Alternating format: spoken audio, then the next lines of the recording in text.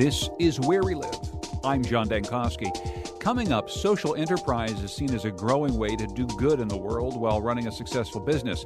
It's also a big draw for millennials as they try to make a difference while making a buck.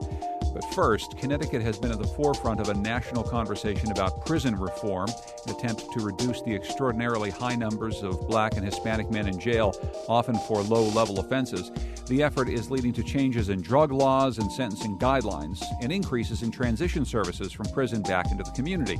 But another huge demographic issue remains. Prison gerrymandering is a term that refers to the way prison populations are counted. Instead of counting prisoners as residents of the town where they come from, often urban centers, they're counted in the towns where they serve their sentences, which are usually rural areas. This shapes the entire democratic process. You can join our conversation, 860-275-7266. Again, our number is 860-275-7266. Comment on our website, wnpr.org/where we live. You can also find us on Facebook and Twitter at Where We Live. Joining us is Orlando Rodriguez, who's an Associate Commission Analyst at the Latino and Puerto Rican Affairs Commission. Welcome back to our program, Orlando. Thanks for being here. Good morning, John. Thank you for taking on this issue. It's a very difficult issue to understand. It is, and we want to spend some time with you and also with Peter Wagner, Executive Director of the Prison Policy Initiative, who joins us in studio as well. Peter, welcome to the show. Thanks for having me. I gave a brief description of prison gerrymandering. Maybe you can flesh it out a little bit for us, Peter, before we get into some of the statistics and how it affects Connecticut. Sure. It's a problem that dates back to the beginning of the Constitution, because for the last 200 years, the Census Bureau has counts the population for the purposes of political apportionment. But in this modern era, the census data is also used to draw legislative districts. So the Census Bureau counts incarcerated people as if they were residents of the prison. And 200 years ago, this is the strange thing, it didn't matter. There weren't that many people in prison. They weren't locked up that far from home. And we didn't use it to draw legislative districts. But now today, we need to have totally different data problems because of where people are being incarcerated, and the Census Bureau is still counting incarcerated people in the wrong spot. We've had people in prison, a lot of people in prison in America, for a very long time. Why is this something that we're just now paying attention to? Well, the prison population only really started to spike in the 1980s. So this affected the 1990 census and the 2000 and this most recent one. And the Census Bureau, to be honest, this took the advocacy community a couple of decades to get on top of, and the Census Bureau is a pretty slow, careful, but very slow agency. Is this similar to the way that the population is counted for, say, colleges and universities? If students live on campus, are they counted in their say in Yukon stores as opposed to California where they're from? Right. So students at stores are counted as residents of stores, and Census Bureau's counted them that way since the 1950s. And I'll say I think that makes sense because students are part of that surrounding community. They may leave after they go to college, but they may not go back to their parents' homes. They may go to a different community. And while they're in stores, they're encouraged to go into town to get a cup of coffee, to get an apartment, to get a job, to stay. None of those things are true for people that are locked up in Enfield. And the local officials in that town where they're going to school may very well affect how they live. They live in off-campus housing. It may very well be something that they want to have an impact on. Absolutely. And those students can also vote for or against those local officials on issues that are of concern to them. It's obvious that if people are, say, at a correctional institution in summers, they're not able to vote while they're in jail. Are they able to vote when they get out? Well, actually, so in Connecticut, everyone can vote when they get out of prison or jail. But in Connecticut, a lot of people actually who are locked up can vote. People that are we don't really have a jail concept here in Connecticut, but people that are awaiting trial or serving short misdemeanor sentences can vote while they're locked up. They have to vote absentee back in their home districts. So let's get a little context around how this is affecting us here in Connecticut, Orlando. And maybe you can talk about some of the statistics. If you look at the graphs that I've seen that you've shared with us, it really is shocking. You end up with an awful lot of people who are originally from places like Hartford or Waterbury or Bridgeport, serving time in areas that are absolutely nothing like those communities at all, and those smaller communities are reaping some of the benefits. Yes, that's true. In Connecticut, about a quarter of all people who are incarcerated are Hispanic. However, if you take a look at the adult population, only 13% of the adult population is Hispanic. So you have, twice as many in prison as you would expect. And it's concentrated in areas like Summers, where there are only 2% of the population is Hispanic, and most of it is in jail. And when you look at the census numbers for a town like Summers, are they counting as Hispanic people living in Summers, even though they're spending their time in jail? Yes, they're part of the total population. The Census Bureau is currently doing a study to see if the prison population should be counted separately. But the way the census goes, and we have a census once every 10 years, your residence is where you are on April 1st of the decennial year. The next time will be 2020. Unless, let's say, you're a snowbird, in which case you would say you would put your residence where you are most of the year. Okay, so one of the issues has to do with the racial and ethnic makeup of the people who are serving the time in these areas. But the larger question just really has to do with the population at large. I mean, you're ending up with these towns being unusually large for the real size of the population, for the number of people who are using the services. The prison is accounting for a larger number of the population than perhaps it should. Yes, and it also goes back to how many to all legislators and how the size of a district. And by law, all districts have to be legislative districts. All the representative districts have to be the same size. They're about 23,000. And all the Senate districts have to be the same size. They're about 99,000. So let's take a district that has a prison. Let's take Summers, and I have about 2,000 people in that prison. So when you're looking at the legislative district, the representative, you've got about 22,000 people there, but only 20,000, potentially at most 20,000 can vote, right? So if you have a two-candidate race, you would need 10,001 to vote for you. But if you but if you come from another district where you don't have prisons, you're going to need more votes. So it takes less to get elected in a district with a prison than it does in a district that doesn't have a prison. So talk about some of the potential policy problems here. Peter, obviously, I think we just heard about one, right? It changes the way democracy actually works in a small town because the numbers are different than in other small towns that don't have prisons. What are some of the other policy problems that you see from all this? Well, it changes the priorities of the state legislature because of how it changes the politics of the individual districts. So in New York State, the majority of the seats on the crime and codes committees that were responsible for the criminal law were all dominated by legislators who had massive prisons in their districts. All their districts would have had to be withdrawn if they weren't using prisoners as padding. But what this meant was that New York State, when they're in this middle of this big debate about should we repeal the harsh Rockefeller drug laws, instead these prison district legislators were saying, no, let's keep these laws because we want to keep our industry, we want to keep our influence. Now, I'll expect legislators to say, no, don't do things that are bad for my district. But here we had a situation where a minority of legislators were opposing what the majority of the people of the state wanted because their districts were distorted. They were giving influence that was not proportional to their population. Well, let me flip the argument on its head a little bit and try to play the role of someone from one of these communities, right? We in Town X are taking on an enormous responsibility. We're going to have a prison population here, and that may come with it some intended good consequences and some maybe unintended bad consequences that come along.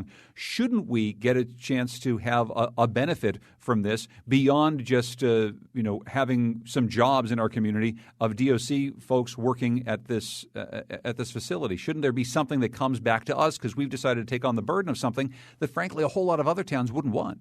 Well, in part, there's payment in lieu of taxes to compensate communities for the burden of having a large nonprofit institution.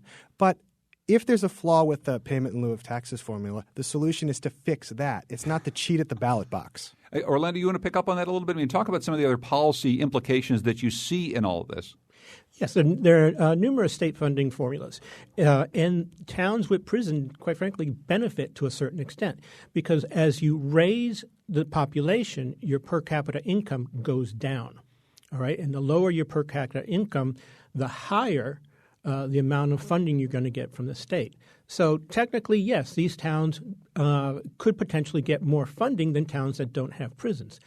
But in Connecticut, we don't fully fund our mandates. And we don't follow our education cost sharing grant. So when people say it's going to affect my funding, practically speaking, it doesn't, because we don't follow the formulas anyway.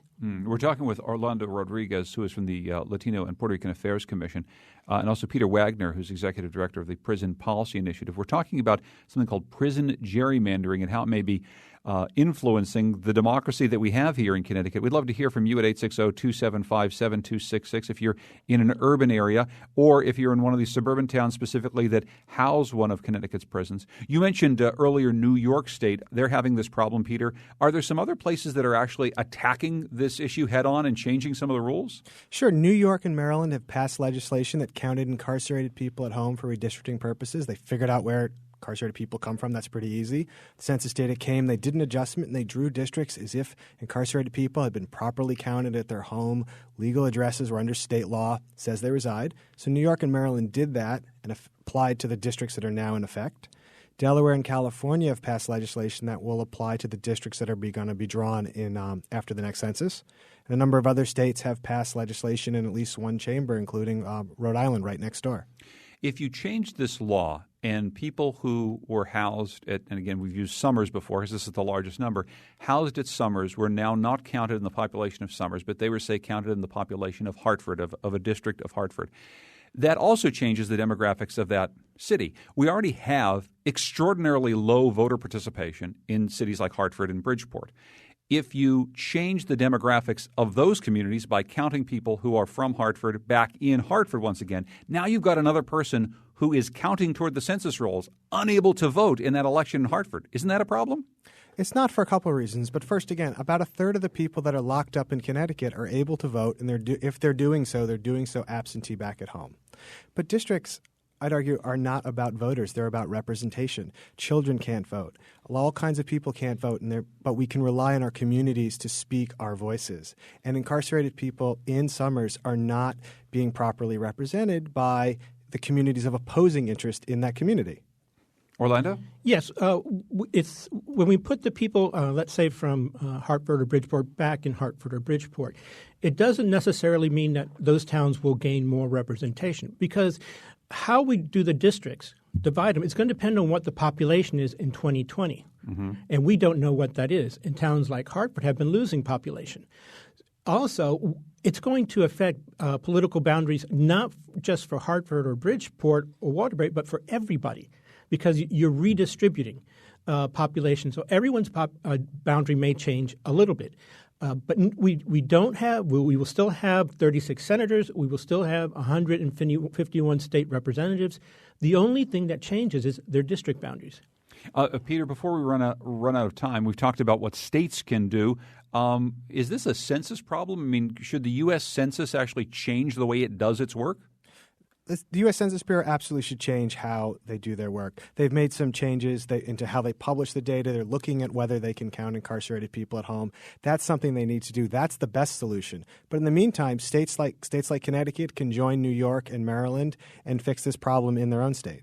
Do you see this, as I suggested at the top of the program, as part of the continuity of the larger prison reform efforts that are going on in this state and others? It's part of the continued trend to address the effects of mass incarceration here. There's so many people that we lock up. It's breaking how our democracy works here in Connecticut. But it's also the next step towards voting equality here in the state.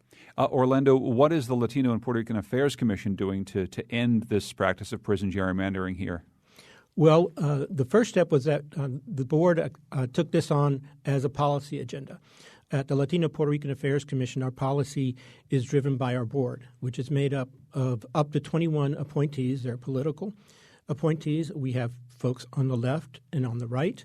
But both sides unanimously decided that this is an issue that affects the Latino community for the simple reason that there is a disproportionate number of Latinos incarcerated.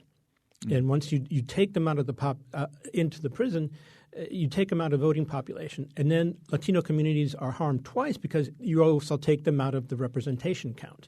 And don't forget also, people get released from prison, and we only redistrict every 10 years. So if you're getting released from prison and going back to Middletown, it doesn't affect the representation of Middletown. Summers is going to have counted you the last census, and nothing that happens between the two censuses will change that. I know that you have an event coming up concurrent with the start of the next legislative session around February, where you're going to be talking about some of these issues. Yes, we're going to have what we're calling Latino Policy Day on February 4th. It's a full-day event at the state capitol, and we have 6 different sessions. We're trying to keep them concise. We're going to really watch the time. An hour on each topic, and they're all going to be topics that are of impact to Latinos in Connecticut. Orlando Rodriguez is Associate Commission Analyst at the Latino and Puerto Rican Affairs Commission. Thank you so much for sharing this data, and once again, it's good to talk to you. Thank you. Thanks also to Peter Wagner, who's Executive Director of the Prison Policy Initiative. Thank you very much, Peter. Coming up next, social enterprise is seen as a growing way to do good in the world while running a successful business. We'll talk with a few young entrepreneurs coming up next, Where We Live.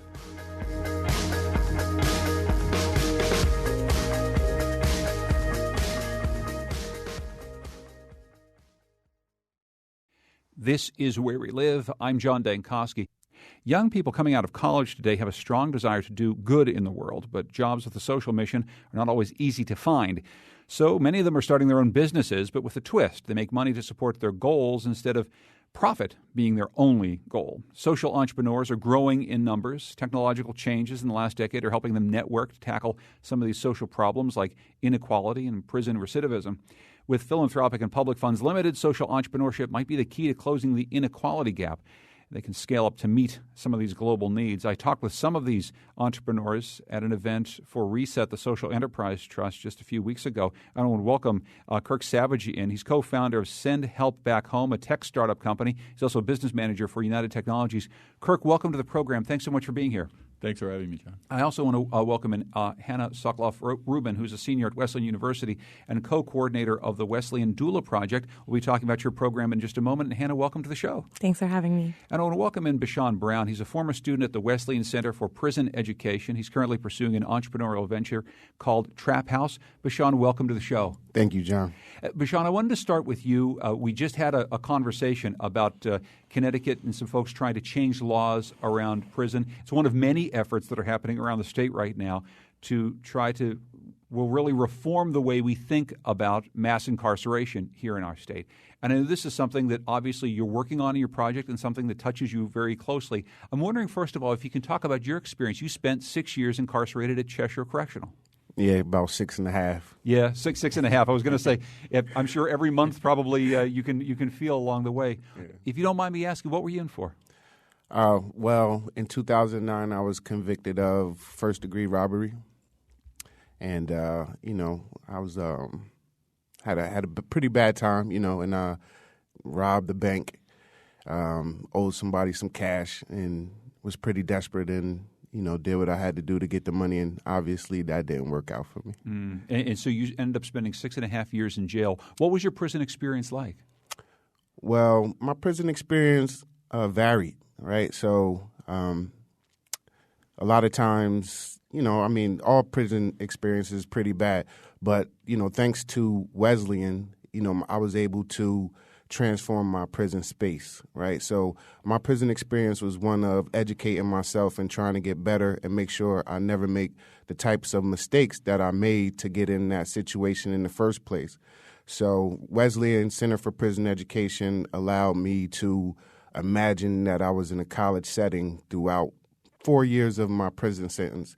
So in 2011, I was accepted into the program, and I took 4 years of classes in Wesleyan or at Wesleyan Center for Prison Education. So I spent a lot of my time educating myself. I'm wondering if you can explain to people the difference between being in prison and taking part in a program like that, where you're obviously working toward a goal. You're working with professionals from outside of prison to try to help you, versus the prison experience if you're not taking part in something like that, if you don't have a goal like that in mind. What's the difference? I mean, the difference is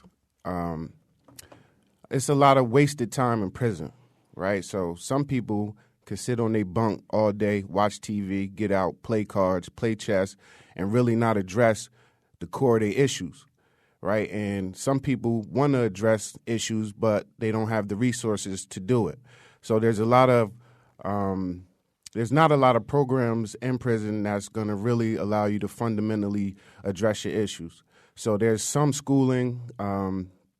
There's also some other type of programs that you could take, but the waiting lists are long, and prisons mainly deal in safety and security. So that's the main thing that they're worried about. They're worried about securing you and making sure you don't harm their staff or each other. When in reality, if you really want to change the people in prison, you'll focus more on bringing more programming to the prison. I think everybody should be able to get the opportunity that I had, to take part of a quality, in this case, liberal arts education. So if anyone wants to make the case for liberal arts, it should be in the prison. Tell me a little bit more about that. We talk about liberal arts education all the time here on the program because there's been this move in education toward talking about STEM, science, technology, engineering, math, or talking about 21st century job skills. You have to come out and know a trade or something like that. But you are making a real strong case for a good old-fashioned liberal arts education, learning a little bit of something about a lot of stuff.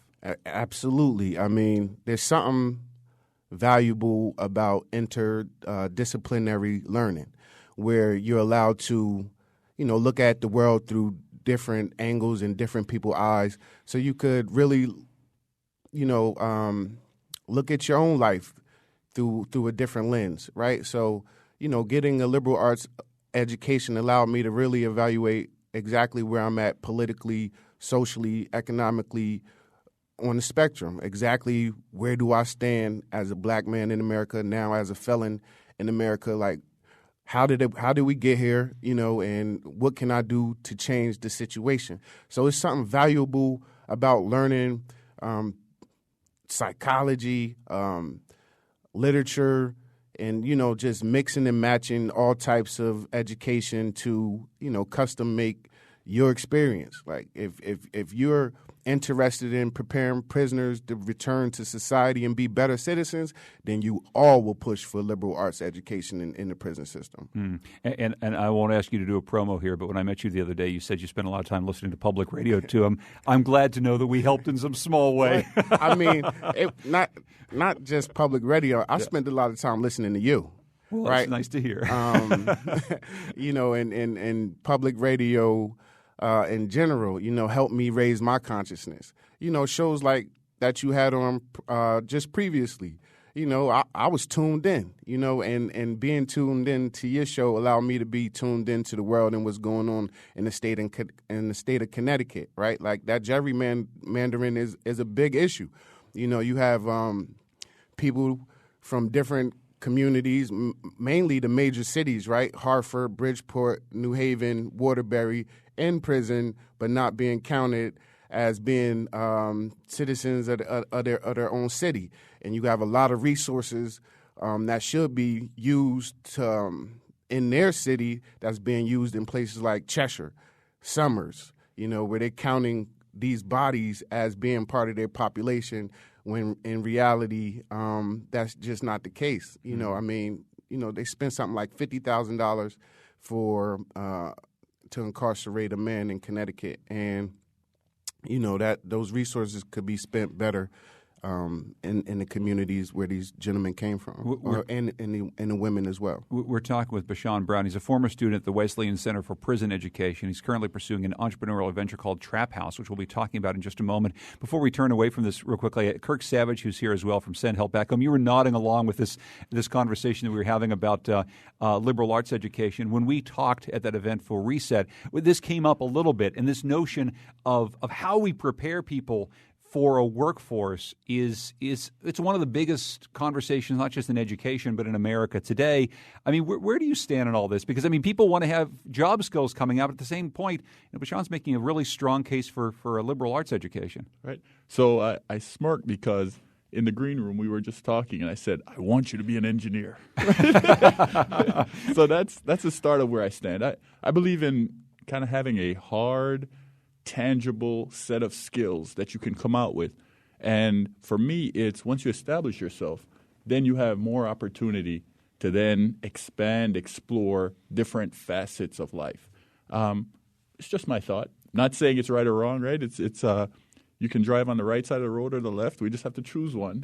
Yeah, we all have to choose one. We all have to choose one. So for me, it's not about so much the path you take. It's the fact that you're on a path that matters. So I wonder, Hannah, do you have a thought on this? Obviously, a Wesleyan university education, it's the ultimate like liberal arts education. Wesleyan is about trying to learn about the entire world around you. Do you have a thought on this in this entire notion about the value of a liberal arts education for somebody coming out of school? Yeah, well, Kirk and I were laughing sort of across the room only because I'm a history major.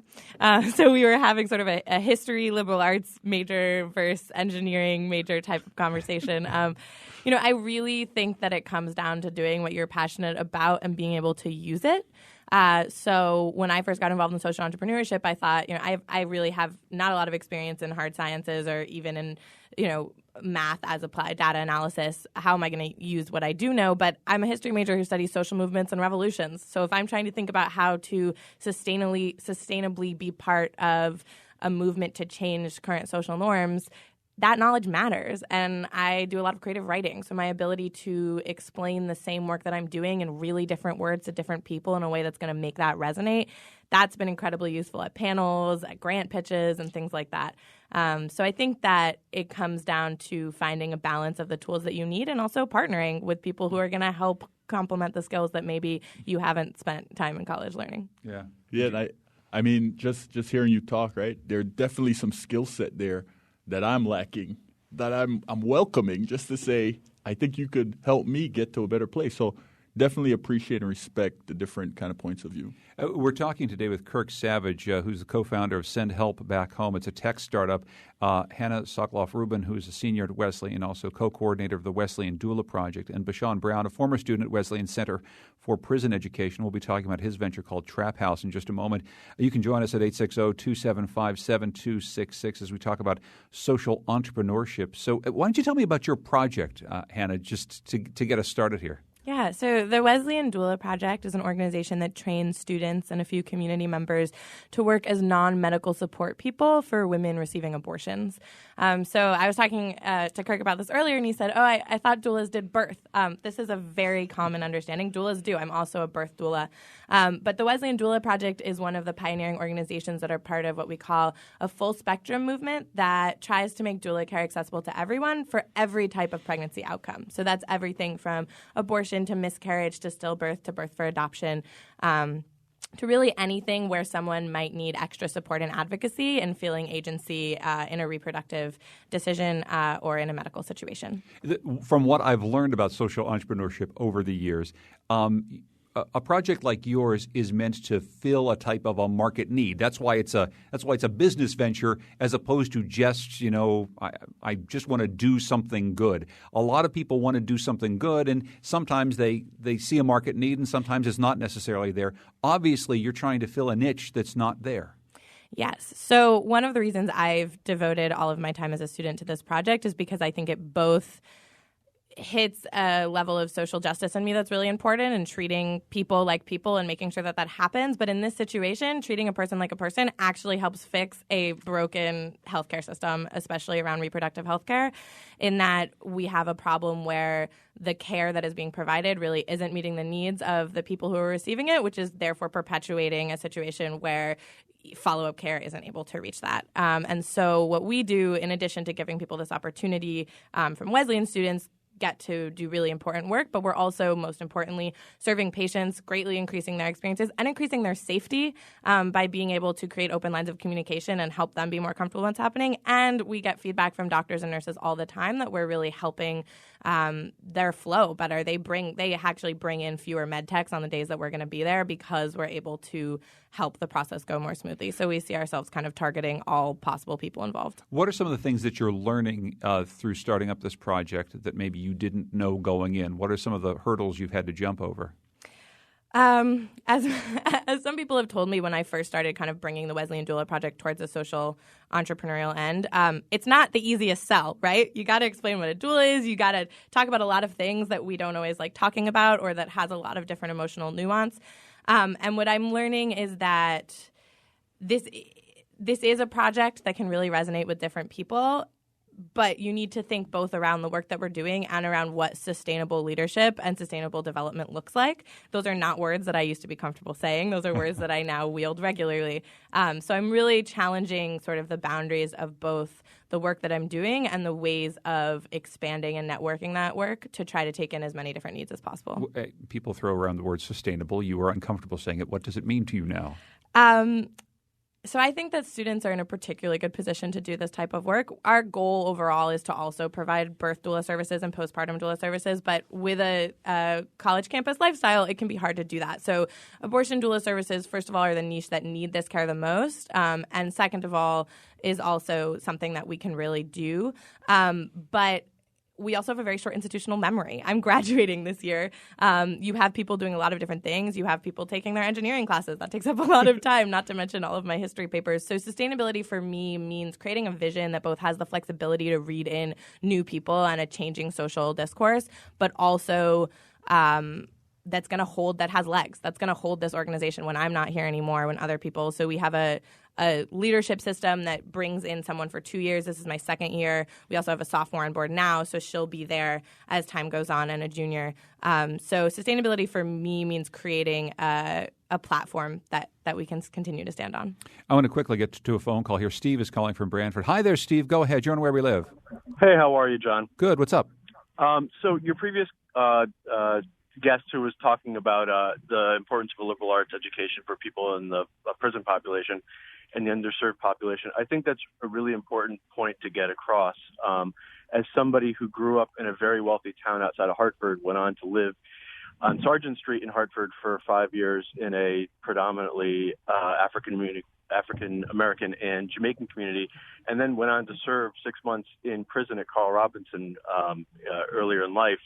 I can tell you point blank that skills are great, but unless the underserved communities and populations have the same sort of experience in the world that maybe people with white privilege get, and maybe it's easy to poo-poo a liberal arts education because it's a lot of what people are exposed to who grew up in educated or middle or upper class households are already exposed to. For folks who do not have those sorts of resources, don't grow up in those communities, they're starting at a big disadvantage as far as the world that they live in and the exposure they have to the things that others take for granted. You know, you hear or it's easy to say you should become an engineer when you've got so many friends who have English majors or were English majors now being a barista at Starbucks, but that sounds like a particularly white problem where you've got folks growing up in the inner cities who, you know, living in Hartford and living in the north end of Hartford, there were kids there that didn't know what Bushnell Park was, didn't know who Mark Twain was, had never been out of their block. And so to give people the liberal arts perspective to start with, it really gives people a grasp on the world outside city limits. Hey, thank you very much for your phone call. I really appreciate that. I'm wondering, Bashan, if there's anything that he said that particularly resonates with you. I mean, this notion that there are an awful lot of people in communities in our cities that don't really have some of the education or the life experiences that you were able to get. I mean, you literally went to Cheshire and you got this amazing education through Wesleyan. I mean, would you have gotten this education if not for Wesleyan while behind bars? Well, I wouldn't have gotten this type of education, right? So, you know, Wesleyan education is a high quality education, you know, and this wasn't my first college experience. So in 1997, I was accepted to Morehouse College, and I went there for a year. And, you know, I didn't have the money to go back. And, that started this spiral of bad choices. So once I didn't have the money to go back to Morehouse, I said to myself, I will hustle my way back to college. I will sell drugs to get back into college. And after that choice, just a series of bad choices came after that. But my experience at Morehouse compared to my experience at Wesleyan is totally different. So, you know, there's something special about Wesleyan. There's something special about the campus. There's something special about the students there. And Hannah was a writing tutor for me. She came in, I think, for my performance Shakespeare class. Yeah. And So I completely understand what the caller is saying. Like there is so much in liberal arts education that allow me to look at myself and my place in the world and really want to make a change in the community that I came from, a community that I helped destroy with some of my actions, right? It was like, well, how can I help repair some of the damage that me and, my generation has caused in the community? We terrorize the community, random acts of violence, selling drugs. There's a lot of externalities that come with selling drugs. So it's just not the exchange between buyer and seller, but it's the externalities and the people being affected that's not a part of that trade that's really important. When I look at the North End of Hartford or different areas in New Haven and see all the violence and things like that, I look at those situations now probably because of my education and wonder how I can help and help solve some of these social ills. Well, when we come back from a break, we're actually going to talk about your project, Trap House, and also talk about the project that Kirk Savage runs called Send Help Back Home. It's a tech startup company. We're talking about social entrepreneurship and some of the things that it can help do in our communities. If you want to join our conversations, 860-275-7266. You can find us on Facebook and Twitter at Where We Live.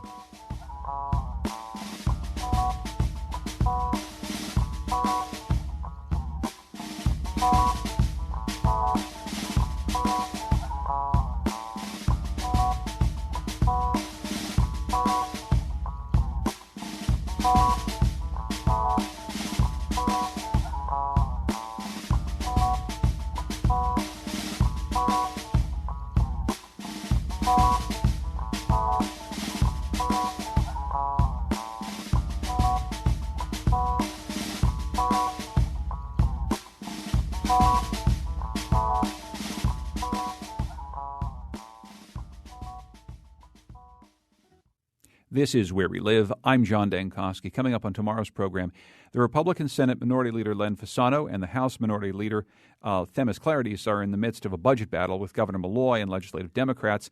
Both leaders will come in studio shortly after their party released a proposal to close a $350 million budget gap. That's our conversation tomorrow. Hope you can join us. We're talking today about social entrepreneurship, a lot of pressing problems in the world being solved by young entrepreneurs like the ones we have on the program today. Hannah Sokoloff-Rubin from Wesleyan University, Bashan Brown, a former student at the Wesleyan Center for Prison Education, and his venture called the Trap House, and Kirk Savage is co-founder of Send Help Back Home. Kirk and I were on a panel together at an event for Reset Social Enterprise Trust just a couple of weeks ago, and we talked a bit about your project. Why don't you tell us about what Send Help Back Home does, Kirk? So Send Help Back Home is basically a web mobile platform that allows folks to help their friends and family back home. So what is back home? It's basically geared towards immigrants, and immigrants come usually to a more prosperous country. They seek a living, and they look to support their family and friends. So what we are doing is we're trying to help out and lower the cost of supporting their family back home. One of the things that really brought this to the forefront is I personally help some of my family back in Jamaica.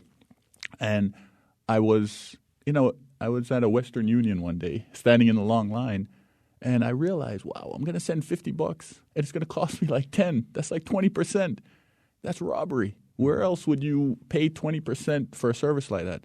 And thought, there must be a better way. So my partner and I, we pulled together.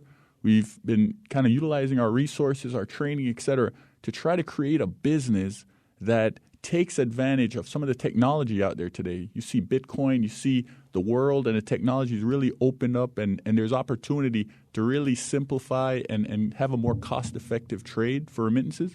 So we pulled together some resources, and we've targeted a business that allows the sender to provide resources for their family for free. The second piece of our business that we think is kind of key is that instead of sending cash, we have a vendor network in country where instead of you sending $10, you send a care package, and that care package is picked up in the form of goods and services. So, for instance, I can send $50 to a supermarket, and I know that my family has eaten, versus sending them $50 and they might buy shoes or cell phone or something else. And an important piece of that, too, is that it takes into account the end users. Theoretically, you're putting money into the Jamaican economy when you're sending money back there as well. You know that someone on the other end of the line is going to be actually engaging in business and doing good work on that end. So it's helping the cost structure, but it's also helping, support businesses in the place that you're sending help to. Yeah, I think it's targeted economic development because there is a vendor in that country that's going to receive funds, and at some point that money will be reinvested in the community. So I think there's multiple kind of facets of how this helps. I think most importantly, though, is for the folks that can least afford it, right? The immigrants that have come here that are trying to do good, we're trying to create an avenue, a movement for them to be able to support their family better at a lower cost. I asked Hannah this question. I'll ask you, what are some things that you've learned and some challenges you've had to jump over as you get this up and running? It's funny. I come from a very kind of regimented thought process, and we laughed about that, right? Engineering and project management. And it's easy in my mind to see the end point. But as I've learned, that end point is not reality. And for me, it's the learning, it's the movement, it's the involvement of other people with different ideas that's really driven this concept, this business, to a far greater level than I had, right? So as a project manager, I wanted to support X amount of people, and I wanted to do it in this way. But having the involvement of different mindsets and just being in that social enterprise space has really pushed and drawn this business into a better place. And do you ever worry that you are putting your own resources, your own time and your energy, your own ideas into a project, which very well may be co-opted by some bigger organization? I mean, you said Western Union, eventually enough organizations like yours, Western Union is going to have to change its business model, right? They're not going to have people standing in line anymore. Do you see maybe moving the big companies that do this sort of work, or are you at all worried about people stealing your good ideas and putting more money behind them? So I would say that's my hope. Yeah. My hope is that we change the world. My hope is that we open the eyes of some of these large companies that the level of profit that they're taking is not necessarily valid.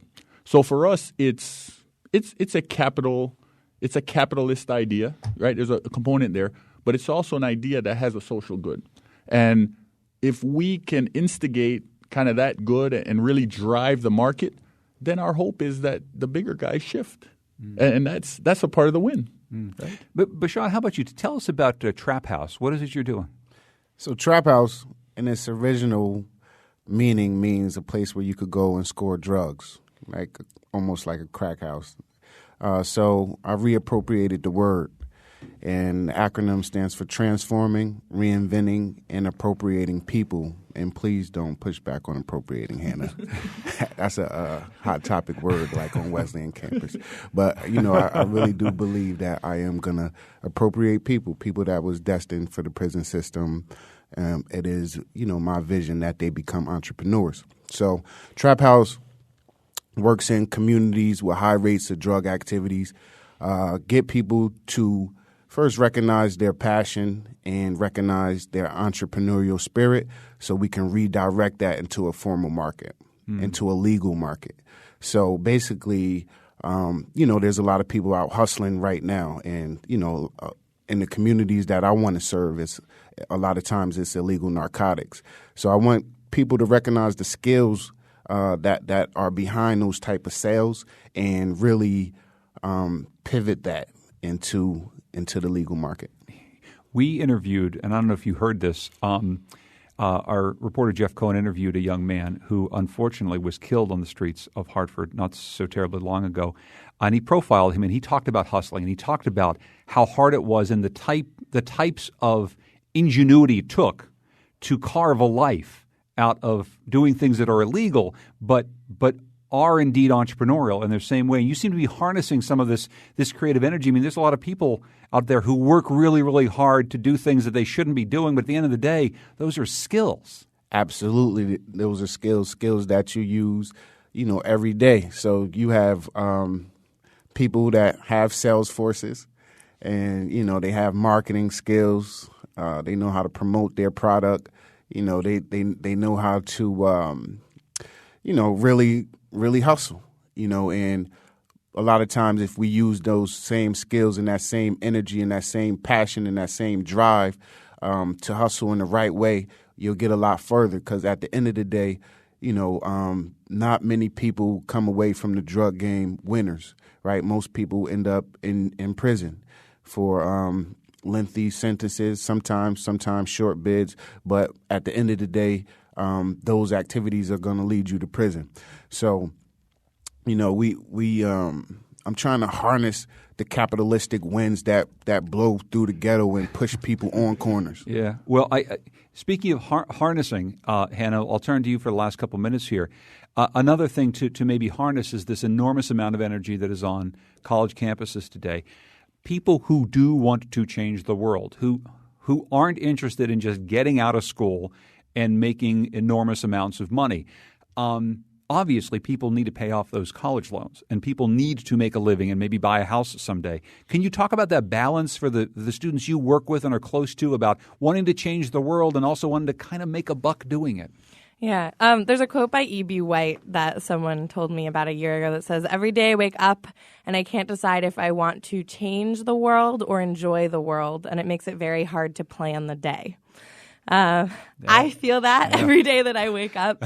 And I think that is definitely fomented at Wesleyan in a community of people who both are really individually driven and also feeling like they're being driven for a collective purpose of improving things. That's actually one of the reasons that I think the Wesleyan Doula Project has been so effective. We're one of 9 organizations that does sort of any type of full spectrum doula work, and we're one of the most successful. We have 25 currently trained doulas working 2 days a week in 2 different local clinics. We get requests for expansion all the time. And one of the questions is currently our capacity. You asked earlier, like, what are the challenges, is figuring out how much more we can do and still be meeting the level that we need to. But I think that one of the reasons this project gets at sort of that challenge of wanting to improve the world and do what you need to do in the world to do that successfully is that we really are improving circumstances for everyone involved, in that we are improving the care that's being provided because it can be more individually catered to the individuals receiving it. We're greatly improving the individual experience, and that is, for me, I think the most driving reason that gets me out of bed and driving to clinic early every Saturday morning is that I believe that people should be treated like people. And I have this opportunity to really change that reality, whether I'm with someone for 12 minutes or half an hour. It's rarely really longer than that. But at the same time, I'm 21 years old and I've spent 3 years working in many different clinic environments. I've been in situations that have been incredibly challenging and incredibly thought-provoking.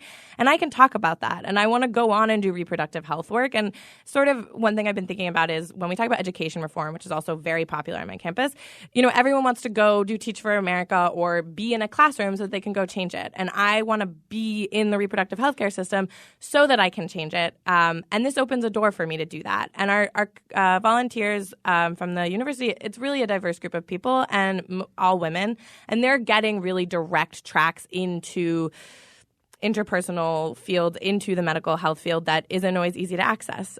So I think one thing I tell the doulas is this is about driving a bigger purpose, but use it in your job interviews. Write it on your resume. I mean, I think that there is a way to do both of these things, and part of that is organizing on a communal level and like being an organization that has a lot of different people working toward a common goal, but also empowering individuals. That's what we're doing. I mean, we learn as doulas how to empower people to advocate for what they need, and I hope for my volunteers that they get the same. And maybe that binary isn't there. Maybe you can change the world and enjoy the world because you're actually enjoying what you're doing, which is a good thing as well. Hannah Sokoloff-Rubin and her project is the Wesleyan Doula Project. Bashan Brown, whose project is Trap House. Kirk Savage, whose project is Send Help Back Home. We're going to have links to these projects on our website, wnpr.org/wherewelive. Thank you all very much. That was a great, fun conversation. Thanks, John. Our program today, produced by Lydia Brown and Betsy Kaplan. I'm John Dankosky. This is Where We Live.